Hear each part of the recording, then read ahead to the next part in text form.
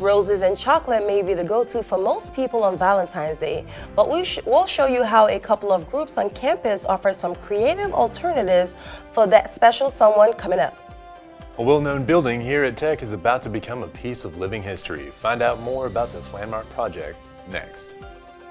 And the Texas Tech baseball team is gearing up for another exciting season. MCTV Sports' Becca Chance will be in with all the details on Opening Day 2017.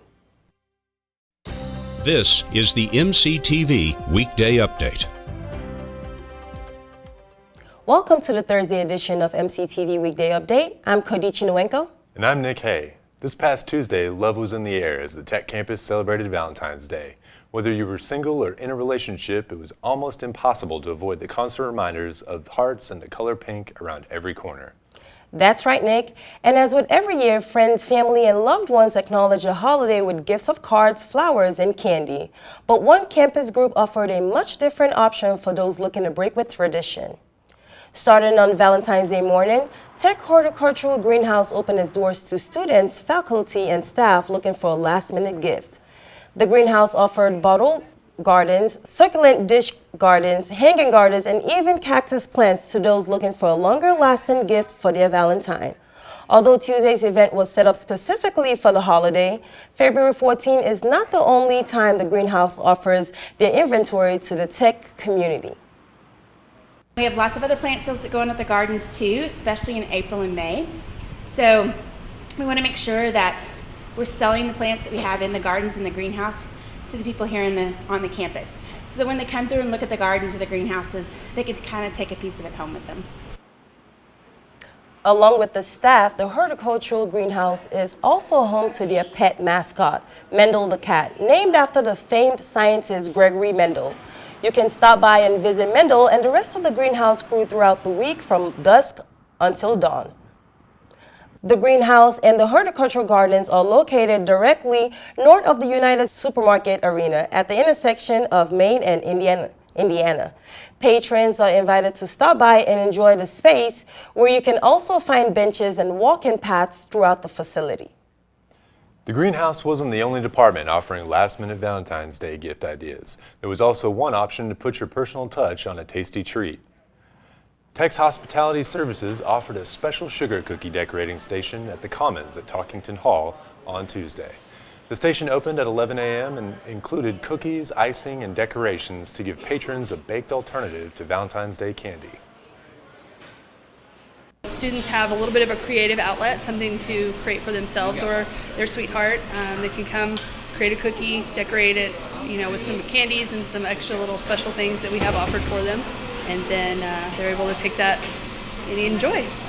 The sugar cookie decorating station wasn't the only option offered by the Hospitality Services for the holiday. A special Valentine cake decorating station and Valentine's crepes were also available at the market at Stengel Murdo and on Monday and Tuesday. To make sure you don't miss out on any future special events hosted at Hospitality Services campus locations, you can follow them on Facebook, Twitter, and Instagram at Eat at Texas Tech. In other news, a major announcement earlier this week is breathing new life into a Texas Tech landmark. On Monday, the College of Agricultural Sciences and Natural Resources announced a $2.6 million restoration project to save the dairy barn. The facility located between the library and the English and Philosophy building is one of the oldest structures on campus. The dairy barn was originally built in 1926 to allow students to bring their own cows to campus, where they are housed, fed, and milked daily. Years later, the facility was abandoned and left as a reminder of the students' roots in the agricultural industry. The announcement of the restoration project provides a new purpose for the historical site. When completed, the building will feature an entirely new interior with 2 large meeting rooms, loft spaces, and offices in what were originally previously used as livestock stalls. For the university's part, Tech will match dollar for dollar any donation made to the project up to $1.3 million. The project is still in the planning stage, and there is currently no set date for the completion of the restoration. Tech's art department often displays the creative works of its students, and right now you can view an exhibit that is meant to not only show off students' skills, but send a strong message. Stop It posters against guns, hate, and violence and youth culture is currently on display in the Landmark Arts Gallery in the Art Building. The installation features multiple posters created by tech graphic design students in an effort to bring awareness to visitors of the issues of violence in America. Students were asked to use text and images to disturb, distort, highlight, and reimagine the United States relationship and awareness of youth violence. The exhibit is in its last few days, and you can stop by the Art Building and see it before it's gone. The Landmark Arts Gallery is open Monday through Friday, 8 a.m. to 5 p.m., Saturday from 10 a.m. to 5 p.m., and Sunday, noon to 4 p.m. All Art Building galleries are free and open to the public. Over the past 3 days, the South Plains have seen a roller coaster of weather conditions.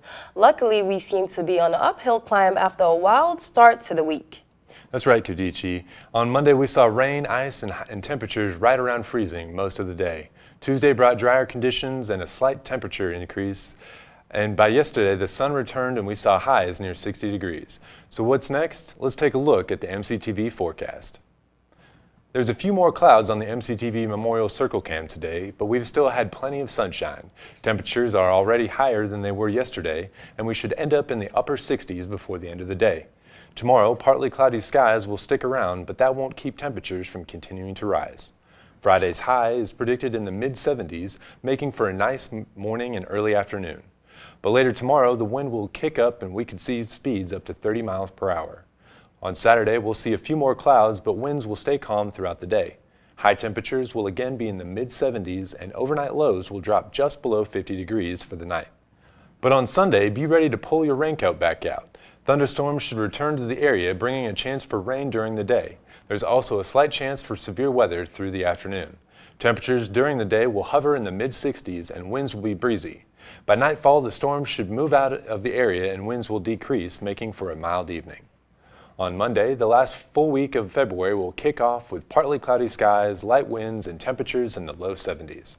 Tuesday looks to be almost identical with sunny skies and a light breeze. And on Wednesday, the sun will stick around and temperatures will climb into the mid-70s. Winds will remain light, making for a beautiful start to next week. Nighttime lows for all 3 days is predicted to stay in the mid to upper 40s, making for nice mild evenings to accompany the spring-like daytime conditions. Looking ahead, even warmer temperatures should finish out next week before a cool front returns to the area next weekend. Texas Tech's men's and women's basketball teams have been busy as they continue through the heart of the conference schedule. Yeah, Kodichi, and it's been a series of up and down for both teams this year. But for at least one team, this week started out on a huge high note. MCTV Sports' Becca Chance joins us now with a look at this week's games. Becca?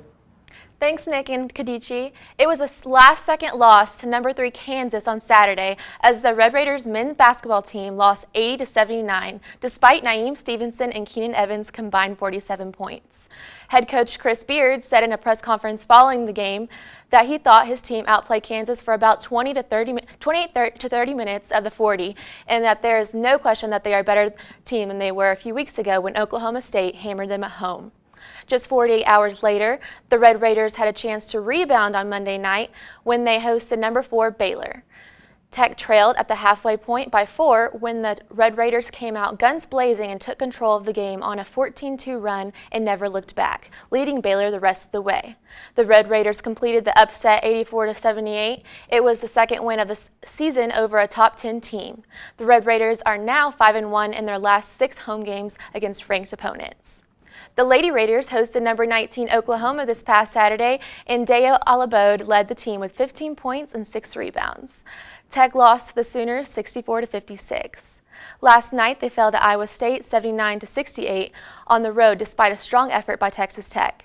Three Lady Raiders scored in double figures for the 13th straight game. Rasay Caldwell led the team with 18 points, marking her 17th double-digit game of the season. Up next, the Lady Raiders return to the United Supermarkets Arena on Saturday to host Kansas for the annual Play for K game. Tip-off is set for 2 p.m. on Fox Sports Southwest Plus. And we are just 2 days away until the first pitch of the 2017 baseball season. The baseball team travels this weekend, taking on Mississippi State and Western Illinois on opening day in Starksville. Then on Tuesday, the Red Raiders will be back for the first home game of the season to host New Mexico State at 2 p.m. Nine of the 19 games scheduled this season will be at home and televised on Fox Sports channels. Texas Tech opens the year ranked 17 and is picked to finish third in the Big 12. That's all for sports. Back to you, Nick. Thanks, Becca. Basketball and baseball aren't the only things on the schedule this week. If you're looking for some other ways to fill your time, the Tech Activities Board has you covered. Let's take a look at the MCTV events calendar. Tonight, stop by the Subfood Courtyard Pavilion for TAB's Canvas Creations event. From 6 p.m. to 9 p.m., you can take a canvas, some paint, and create a unique work of art all your own. All supplies, including the canvas, will be provided by TAB. So all you have to do is show up, and the best part is it's all free with a Tech ID. TAB continues the fun tomorrow with a chance to get your guns and shoot your friends with laser. The Tech Activities Board will be hosting laser tag in the sub-courtyard on Friday from 10 a.m. to 4 p.m. The event features an inflatable structure where you can challenge friends and fellow Tech students to a battle for laser tag supremacy. As with all TAB events, you can play for free with your Tech ID. And tomorrow night, if you're female looking for a unique bonding experience with fellow students, make plans to attend the annual Women's Night at the Rec. Starting at 8 p.m., the Rec Center will open its doors and admit women only for a night filled with events aimed specifically at Tech's female population. Activities will include competitive sports, fitness classes, educational sessions, a photo booth, Q&A, and trainers and dietitians, also door prizes. Also, all attendees will get a free t-shirt. Women's Night at the Rec is free and open to all female Tech students. So Kodichi, are you planning to stop by any of the Women's Rec Center events? I'll probably go to the laser with my friends. Shoot some people, no worries. Excellent. Well, that's all for today's edition of the MCTV Weekday Update. Thank you so much for joining us, and be sure to check ttuhub.net every day for more news. We'll see you next week.